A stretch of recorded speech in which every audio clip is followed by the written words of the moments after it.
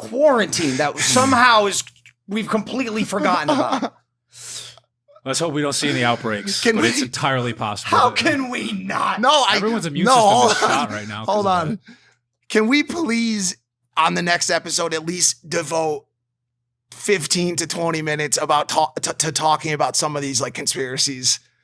Oh yeah, bro. Like this is crazy. So like, you've got a global pandemic, which embarrassingly takes an outsized amount of lives in America. That story starts to heat up in a big way. People are like, yo, that guy's responsible for 100,000 dead fucking Americans. And then all of a sudden, out of nowhere, you get the uprising of the fucking century that somehow pushes COVID so far back that the same people that were like, do not come within 6 feet of each other or you will die immediately, are in the streets standing next to people without masks on.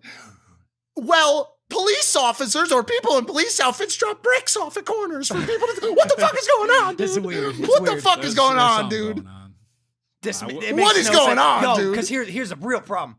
If there's a second outbreak, we're fucked, so fuckity fucked. Yeah, the economy's in the garbage can at that point. Economy's already gonna go there, dude. Oh, for sure. Unemployment is higher than fucking it will ever be. We're in a messy situation, but I don't. Because here's what's fascinating.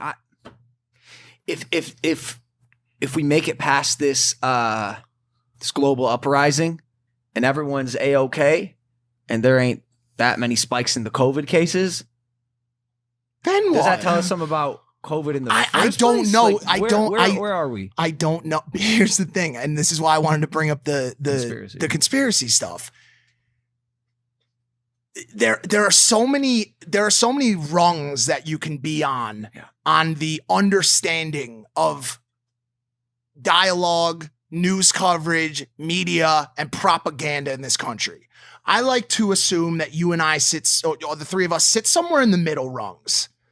There are people at the very bottom whose eyes are completely closed to everything. They see a news cycle that changes and they're like, well, this is the big news today.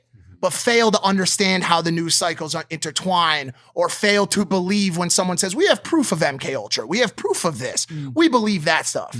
Then there's a rung way above us of people who are actually pulling the levers on these fucking things. Yo, this is a lighthearted, just example, an analogy. Yo, the president's under major trouble because of this COVID thing. We need something now that changes the discourse in this country, and the dialogue needs to go to something else. But what would be big enough? The death of a black man at the hands of police, who then, ended up in a strange ambulance that was police officers instead of medics, who didn't try to revive him at all. They just took him away. That happened? Yes. And all of a sudden, you've got a 50-city burn down and a dialogue that completely doesn't distract from COVID. It erases it. COVID does not exist anymore in this country. I wish I could call you crazy so bad No, mate. I just can't. I am not. I have no evidence. I have no reason to believe it. I have nothing whatsoever. All I'm saying is, whether it's to talk about it for fun, and we do that because I know there's people out there who love to listen to it, some of the shit sometimes just gets a little fucking wacky, bro. It's just everything you said is true. It makes no sense. We just want to get the story. What happened here? Where's the truth? Why? Yeah, and it's fair to say that we definitely don't know where it's coming from, so you can't assume. No, of course. I'm not, like I said, it could be anybody. Trump may have done a better job than who really knows. And people will be like, oh, well, what about the stuff you're seeing on the news? You can't believe anything anymore, dude. Yo, also watching that documentary, The 13th on Netflix, made me realize like how smart the people at the top are. They are extreme. They're top wrong. Beyond comprehension smart.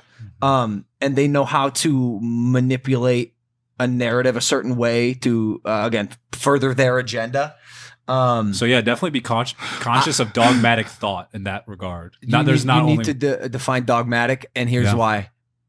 I love words. Mm-hmm. Since high school, I've never been able to wrap my head around dogma, like fully the idea of dogma. Sure, pull up. I have thousands of times. Yeah. I even like semi, but like dogmatic thought. Elaborate, or just inclined to lay down principles as incontrovertibly true. Meaning there is only one truth, and anything opposing that is wrong. Yeah. Which is, as we know, completely false.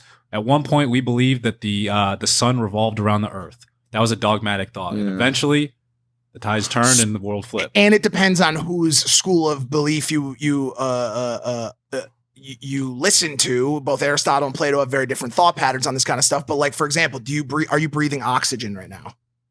Technically, yes. But dogmatically, yes. Air is a mixture of lots of different gases. But is oxygen a part of it? Yeah. Can you say that without any shadow of doubt whatsoever? Using scientific research, yes, I can. Okay, reasonably argue that I'm breathing oxygen. there are philosophers that are assigned to a certain school of thought who would say that scientific research is irrelevant. It's not the so it all. That doesn't help anything. That no, doesn't I know. Get any answers. What I'm trying to say is be cautious of the information you ingest so that you don't necessarily believe that one specific thing that you see on the news or in someone's social media post or in something is true.